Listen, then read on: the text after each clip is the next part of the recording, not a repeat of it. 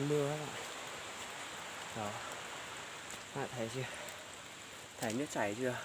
Đó. Nhắc đến mùa ăn chải thì chắc mọi người nghĩ đến dục bậc thang mùa ăn chải Yên Bái. Nhưng chắc hẳn ít người biết đến đỉnh núi Thắt Trời của mùa ăn chải đúng không? Và hãy cùng tôi là Gia Mông Toshia đi nhé. Và xem có gì đẹp hơn và nó sẽ đẹp như thế nào. Hãy cùng tôi đi nhé.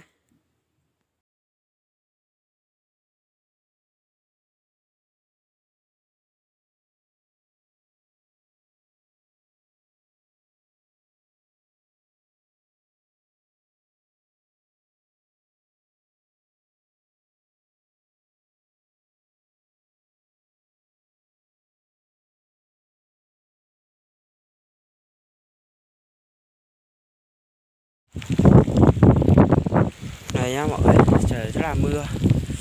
Gió ra to nữa.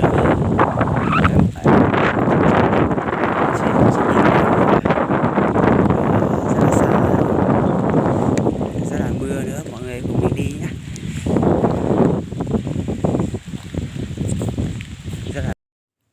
Hiện tại mưa rất to và gió rất lớn cho nên là tôi phải cố gắng đi thôi. Và ở đây độ sau nó rất là cao các bạn nhé. Rất lạnh nhưng mà phải đi. Hãy cùng tôi đi nhé. Rồi, đi thôi.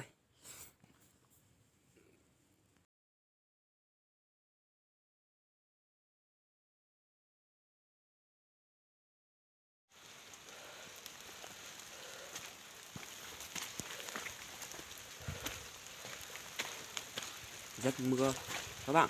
Mọi người có thể là thấy và có thể nghe thấy tiếng mưa đúng không?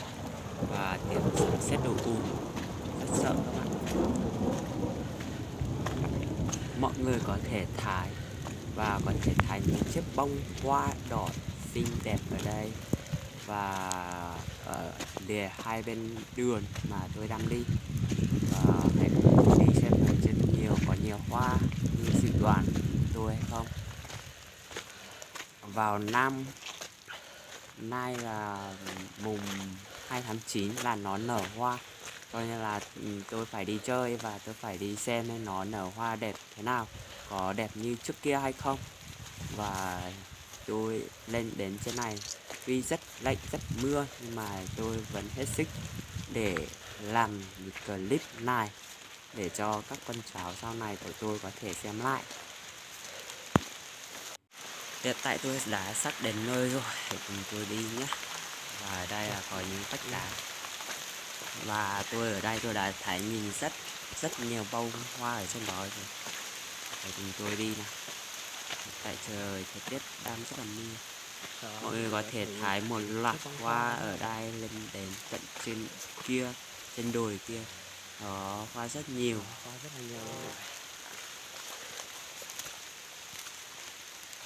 Vào một năm của năm 2015, tôi chưa có gì cả.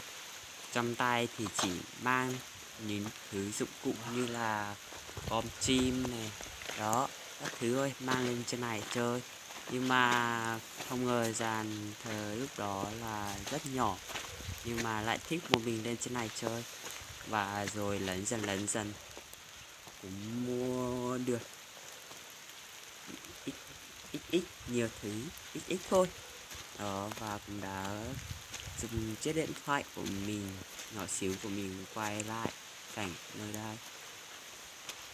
Vào năm 2020 thì người dân ở trên này đã tạo ra con đường, đã dùng cuốc sẻ tạo ra những con đường từng bật lên. Và cũng có nhiều du khách đã lên trên này trải qua một đêm.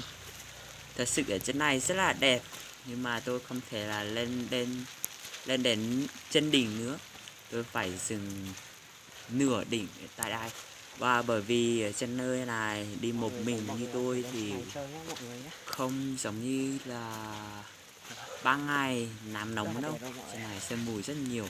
Cảm giác là có lúc mình bị mờ mắt, sương mù rất nhiều thì có thể thấy hiện tượng kỳ lạ. Cho nên là tôi phải đến đây thôi. Và chúc các bạn xem clip vui vẻ nhé. Hãy nhớ đăng ký để xem lại những clip sau. Và chắc Nếu mình mọi người thích, cũng mọi người có thể phải đến chỗ dừng này clip tham tại đây rồi. Tạm biệt chơi mọi người nhé. và chụp ảnh nhé. Rất là đều mọi người. Đó. Rồi.